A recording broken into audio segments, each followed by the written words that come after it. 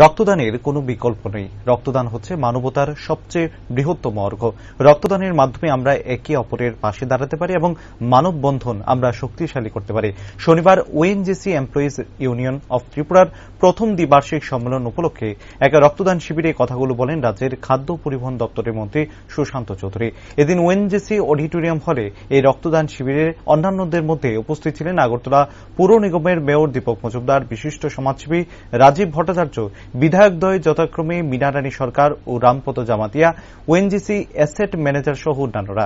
সংবাদ মাধ্যমের সামনে মন্ত্রী সুশান্ত চৌধুরী আরো বলেন, মানুষের কল্যাণে সরকার যেভাবে কাজ করছে এবং মুখ্যমন্ত্রীর আহ্বানে রক্তদানের মাধ্যমে মানুষের পাশে দাঁড়িয়েছে এবং মানুষের বিপদের পাশে দাঁড়ানোর জন্য ওএনজিসি রাজ্যের উন্নয়নে যেভাবে কাজ করছে তার পাশাপাশি সামাজিক কর্মকাণ্ড ওএনজিসি এগিয়ে এসেছে।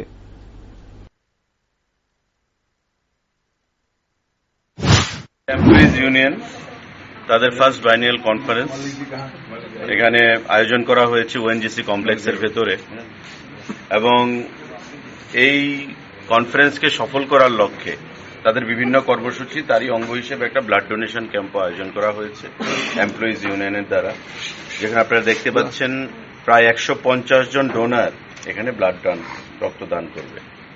তো আমি তাদেরকে অভিনন্দন জানাবো, শুভেচ্ছা জানাবো। আমাদের মধ্যে উপস্থিত আছেন আমাদের বিশিষ্ট সমাজসেবী রাজীব ভট্টাচার্য মহোদয়, বিধায়ক রামপদ জমাতিয়া, আমাদের মেয়র দীপক মজুমদার আগরতলা পৌর নিগমের, আমাদের বিধায়িকা রয়েছেন আমাদের বাদারঘাট বিধানসভা কেন্দ্রের, আমাদের তরুণ মল্লিক সাহেব যিনি অ্যাসেট ম্যানেজার, বা ইউনিয়নের যারা বিভিন্ন নেতৃত্বরা, সবাইকে আমি ধন্যবাদ জানাবো।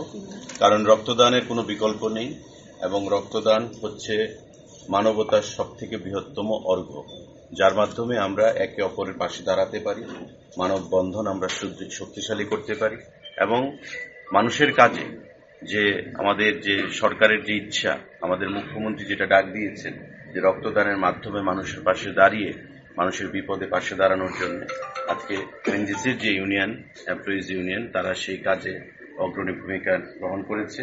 তাই তাদেরকে আমরা ধন্যবাদ জানাবো এবং আশা করব আগামী দিনে তাদের রাজ্যের ভূমিকায় যে বিশেষ একটা গুরুত্বপূর্ণ যে আমাদের উন্নয়নের তাদের ভূমিকা রয়েছে, শুধু তাই নয়, তার থেকে সরে এসে সামাজিক কর্মকাণ্ডের অঙ্গ হিসেবে তারা যে রক্তদান শিবির আয়োজন করেছে, শুধু তাই নয়।